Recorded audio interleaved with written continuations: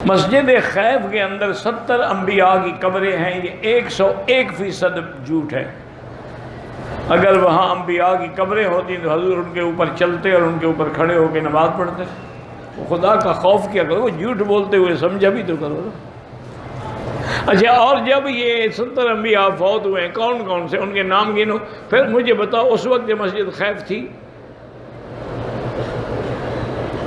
بس ایک روایت ہے بنی ہوئی ہے، کبھی میزاب رحمت کے نیچے حضرت اسماعیل کی قبر ڈھونڈ رہے ہیں، کبھی زمزم سے لے کر حجر اسود تک 50 انبیاء کی قبریں ڈھونڈ رہے ہیں۔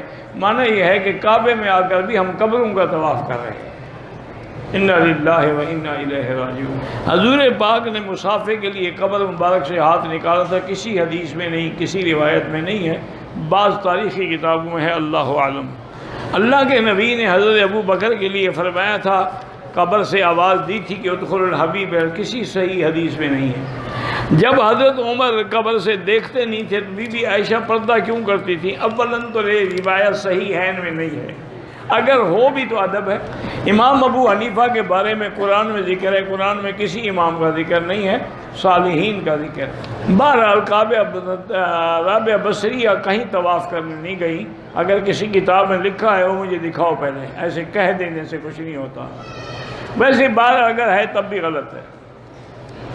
حضور پاک یہاں بیٹھے رہے، آپ بے شمیسی پر، کعبہ آپ کے طواف کے لیے تو نہیں گیا، حسن بصری کے، رابعہ بصری کے لیے چلا گیا۔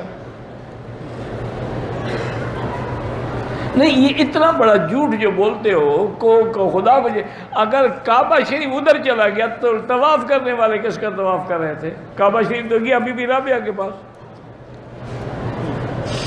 انا للہ و انا الیہ راجعون، یعنی ایک ایسا جھوٹ جو سورج کی طرح نظر آ رہا ہو پھر بھی آدمی پوچھے مسئلے۔